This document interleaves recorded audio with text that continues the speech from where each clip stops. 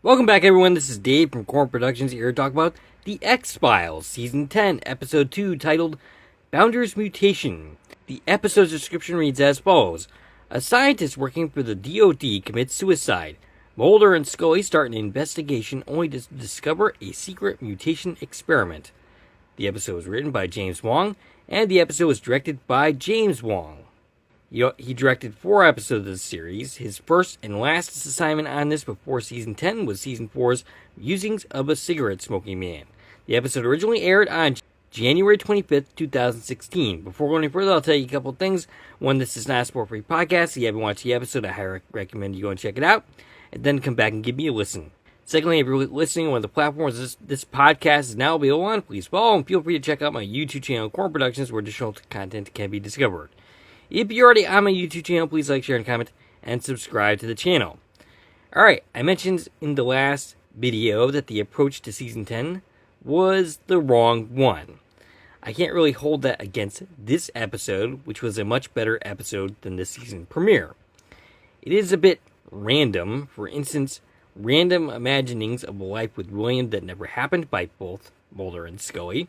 These are well acted, but at times they seem a bit misplaced. The actor that plays the imaginary William does have a resemblance to the kid that is eventually cast to play him in Season 11. And fun fact, all 3 versions of William are played by people related to each other. Hannah Longworth plays the youngest, Aidan Longworth plays the middle one, and 15-year-old William is played by Rowan Longworth. The episode begins with some high-tech lab. Dr. Sanjay goes to the office. He's played by Christopher Logan, 43 credits for him, including an episode of Fringe, Upload, and A Million Little Things. He talks with his friend, Rogers, played by Omari Newton, 65 credits for him. I know him best as having starred in one of my favorite sci-fi shows ever, Continuum. He is one of 2 Continuum alumni in this episode, which concluded its run in 2015. They go to a meeting, and it turns out the founder is not happy with their work. So they are basically going back to the drawing board. An argument ensues. Sanjay begins to hear horrible sounds in his head, and it's basically like a ringing sound. Sanjay ends up leaving the room and is working in some type of lab when coworkers are desperately trying to get into the room as he continues to hear the ringing sounds. He eventually jabs something into his ear to stop it, and he dies as a result. And that is where we have our credits. When we come back, Mulder and Scully investigate. Scully thinks it's just a suicide, and he finds people at the crime scene, as usual, very uncooperative. As it turns out, Mulder stole Sanjay's phone on his way out of the lab, which Scully objects to, of course, and he's looking to talk to some of his friends, one of which seems to be Gupta. Scully recognizes that word as meaning secret. Mulder goes to the bar where he meets Gupta, played by Vic Sahay, 84 credits for him, including Captain Marvel, American Reunion, and a regular on Chuck.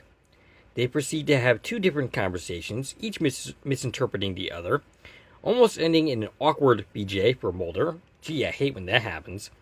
Gupta thinks he's a repressed gay man, but Mulder tells him about his friend being dead. Meanwhile, Scully conducts an autopsy just like old times. It feels like just yesterday I was describing these type of scenes. Actually, come to think of it, it probably was just yesterday. Mulder learns from Gupta that he had 2 different lives, living in 2 different households. Scully found Founder's Mutation written on Sanjay's hand, which is something that she only learned after prying it open and nearly having to break his hand. I mean, it's not like he has any use for it at this point, anyway. Mulder suggests going to Sanjay's actual place to find some more clues, and they almost run someone over, and I'm pretty sure that's the actual villain of this episode, though he's not really a villain, as we will eventually see. They find a room that has info on the kids, which are definitely mutated. The police are on the scene because they must have triggered a silent alarm, and Mulder starts to hear the same horrible ringing sound in his head that Sanjay did as the police come. We only see flashes of Scully dealing with the police as Mulder hears the words, "Find her," in his head. Mulder and Scully sit in Skinner's office while a member of the Department of Defense sits in the corner with files they found at Sanjay's house. This dude is played by Ryan Robbins, our second Continuum alumni.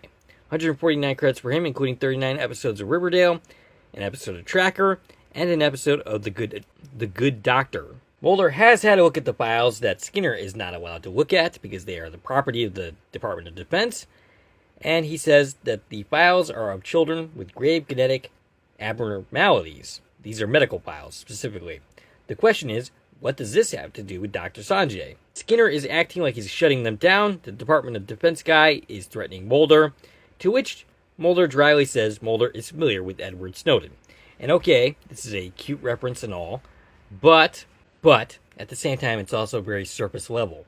We're not going to dig any deeper into what a figure like Edward Snowden actually meant. Once again, this is a flawed approach to the series, not diving any deeper into subjects and themes that the show should be exploring.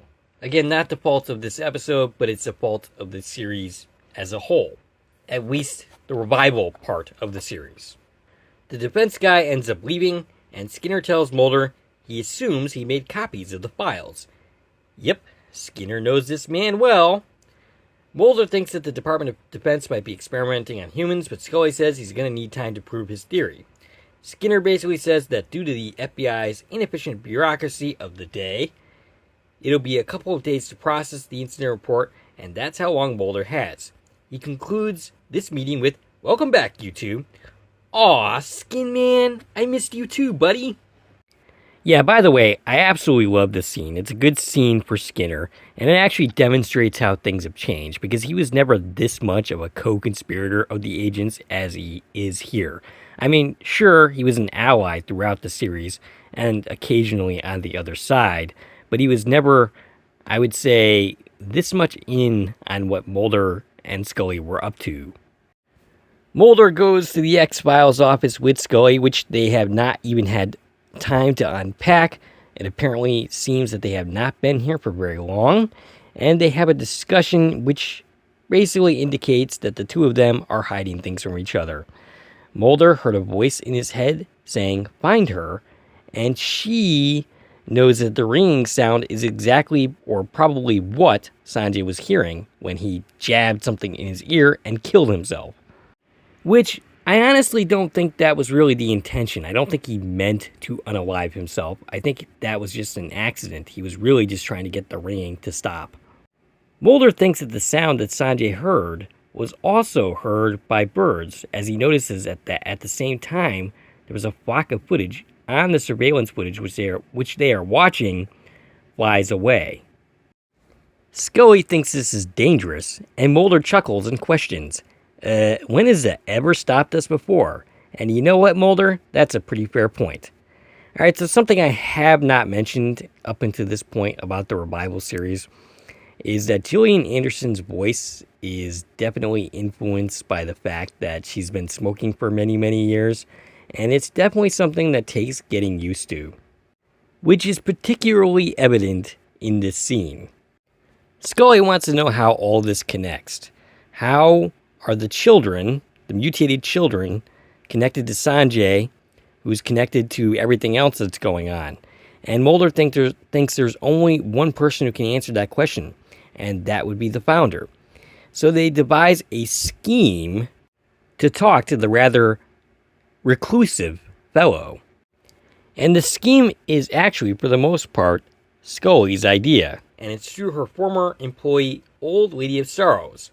And I just now realize that this actually connects to what Scully was talking to O'Malley about in the premiere regarding her work with the children. She tries to sell Sister Mary on the idea that Dr. Goldman is under investigation, and she would like to talk to him directly, so to spare him the embarrassment and indignity of having the FBI knocking on his door. Mary is not keen to help, but she'll call to relay her message. And Mulder adds on to the message, asking if he'll talk to them about the founder's mutation. The actress is played by Christina Willis, who has 4 appearances on The X-Files, this being the last one. Before that, she was in Season 4's Elegy.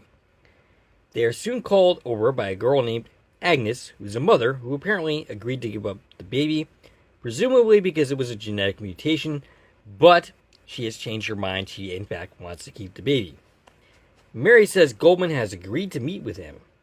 Mulder, as they leave, thinks this might be another phase of the project, and that the women in there could just be incubators. Scully realizes this is what he thought all along, and that this might have been what happened to her 15 years ago when she was pregnant with William. She asks, "Was I just an incubator?" Mulder says, "She was never just anything to him." "Aw, Mulder, you're such a sweetheart." She asks if he ever thinks about William. He says yes, but he feels like he needed to put that behind him. She says she hates herself for not standing behind him, and Mulder says she did what she needed to do to keep him safe. She asks if he was an experiment. Mulder, of course, does not have an answer. She wonders, what if he's like one of Sanjay's kids fighting for their life? Mulder says that all they can do is pull the thread and see what unravels. Scully imagines bringing William to school for the first time. We see a progression. We see him eventually break his arm. And then we see him start to turn into some kind of alien of some type. So they go and talk to Dr. Goldman. He says they are trying to save the children. And we see the various children which are in less than stellar shape. They have all different kinds of genetic mutations. And she speaks to one of them who says he has been there forever and has no parents. They see a girl named Molly freaking out, and the conversation is cut short. They get word something happened to Agnes. Agnes was involved in a hit and run, and we see her laying on the ground dead, but the baby is missing. Scully examined her and finds that the baby was surgically removed. They eliminated the evidence, and Mulder speculates that it might still be alive. He thinks that the project, which was trying to create alien-human hybrids back in the day, never stopped trying. They have a conversation that I'm not quite able to understand because it involves a lot of science-y stuff, but they eventually get around to talking about Jackie Goldman, and Jackie Goldman is the wife of the founder. They end up meeting up with Jackie Goldman, who is actually at a mental institution, who describes her story about how her child eventually kind of became a mutant of some sorts as she fell into a pool and should have been dead, but very much was not. She somehow was managing to breathe underwater. The scene depicting this is very well done, very creepy, definitely an appropriate X-Files-like moment. Eventually, Goldman and Jackie got into some kind of heated argument where she basically ended up cutting him. And as a result of this, he ended up taking Molly. After this argument, she was driving at night. And oh, by the way, Jackie was pregnant at the time. And as she was driving, she got into a car accident. And she started to notice that the baby was communicating with her through the horrible ringing sound that drove Sanjay to kill himself and is putting Mulder under threat. She cut her stomach open to let the baby out, and then, of course, the baby went missing. Mulder makes a connection between the baby and what happened to Sanjay, as well as himself. He passes by a janitor and asks him about his job and where he might work, which includes, by the way, the lab. They do, in fact, service the lab as well. And this leads him to Kyle. They go to Kyle's residence and encounter his mother, who is not exactly the most cooperative person in the world. I mean, who in the world of the X-Files ever actually is? I can probably count on one hand the amount of people that are actually cooperating with Mulder and Scully. Mulder tries to convince her to cooperate. This does not go well, and eventually Mulder starts hearing the ear-splitting sound again, which prompts Scully to go on the run, and eventually she manages to run Kyle down. They have him in the backseat of the car, and Kyle reveals that he didn't mean to kill Sanjay. In fact, Sanjay was helping him. They go to the residence and encounter his mother, who is not very cooperative. Mulder tries to convince her, but he starts hearing the sounds again, prompting Scully to go on a merry chase to get Kyle, which he eventually succeeds in. They have him in the backseat. Kyle says he didn't want Sanjay to kill himself. In fact, Sanjay was actually helping him. Mulder speculates that Kyle cannot, in fact, control his gifts, which seems pretty self-evident at this point, and Kyle mentions that he needs to find his sister, thus why Mulder was hearing in his head, "Find her." They end up bringing him back to the lab and Mr. Goldman, and Mr. Goldman ends up lying to Kyle, saying he's going to bring her to Molly. which in fact he does not do. He brings her to someone who is not Molly at all, which Kyle eventually catches on to. And he goes running, finds the actual Molly, and then all hell breaks loose, as Kyle ends up throwing Mulder and Scully around everywhere, but he saves his main wrath for Dr. Goldman himself, who he eventually makes his eyes bleed, and this presumably leads to a very gruesome death.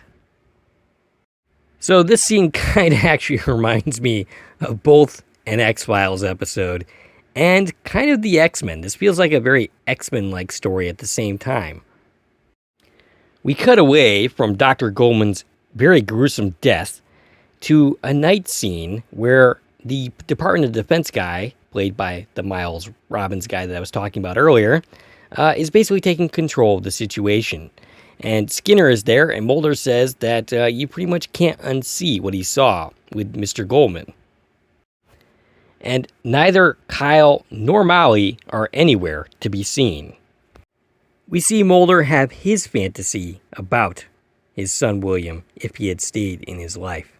And we see him put a rocket together with him and quoting JFK, which I'm pretty sure is something that Mulder would actually do if he had had a son. And we also see him at one point introducing him to 2001, the Stanley Kubrick film, discussing what the monolith might actually mean. And even though this is a fantasy, I do like the fact that Mulder kind of lets William decide for himself what it might mean. And that seems like a good track to take as a parent. Don't tell your kids what to think. Let them decide for themselves. At the end of the day, they're going to make up their own minds anyway. This ends up following the same trajectory as Scully's fantasies, as we eventually see William get abducted despite Mulder's attempts to stop it. It's kind of funny that neither Mulder or Scully can actually imagine a life with William that doesn't involve eventually either turning into an alien or being abducted by aliens. Even in their fantasies, they can't just live a normal life or, a happy life. I'm not entirely sure what that says about them, but it is certainly interesting. The episode concludes with Mulder looking at a picture of William. A pretty decent episode overall. Definitely had some creepy X-Files-like imagery. And yeah, I think it was a very strong episode. Certainly better than the premiere. Definitely has some weaknesses, but what episode doesn't? But yeah, a pretty worthy chapter to add to the X-Files universe. So as usual, here's some information from the X-Files wiki page. Founders Mutation was written and directed by James Wong, making it his first directorial contribution to the X-Files since the 1996 Musings of a Cigarette Smoking Man, as well as his first writing credit since 1997's Never Again, both of which aired as part of the show's fourth season. Founders Mutation was the fifth of the season's episodes to have been written and filmed, and it was originally going to be the fifth episode to air, but they did actually end up changing the air date. They made this one second. Ratings: Founders Mutation debuted on and was watched by 9.67 million viewers. It scored a 3.2 Nielsen rating in the 18 to 49-year-old demographic, which means that the episode was seen by 3.2% of all individuals aged 18 to 49 years old who were watching television at the time the episode aired. Although the episode marked a decrease in ratings from the previous episode, it was noted that the viewership remained startlingly large. The episode was also the highest rated program of the night. As far as the reviews go, Alex McCown of AV Club reviewed the first 3 episodes of the revival and awarded them collectively a B+, although he largely derided the season's opening episode, My Struggle. He argued that the season immediately course corrects with Wong's Founders Mutation. He called the episode smart and unsettling, a solid return to form. He felt the episode's dialogue allowed the audience to remember what we like about these characters and why they work so well together. Alright, that's pretty much all I got for you for this episode. Definitely an improvement over the season premiere. It was a pretty solid episode overall. Next week we got Mulder and Scully meet the Wereman, which is a fantastic episode. I can't wait to talk about it. If you like this video and want to support this channel, there are a number of ways to do so. You can follow me on Twitter at Core Productions. You can join one of my Core Productions Facebook pages. You can buy something from the Core Productions store on Zazzle. You can buy me a copy. You can join the Core Productions membership for 99 cents a month. And of course, you can like, share, and comment on this video, as well as subscribe to the channel. This is Dave from Core Productions, signing off.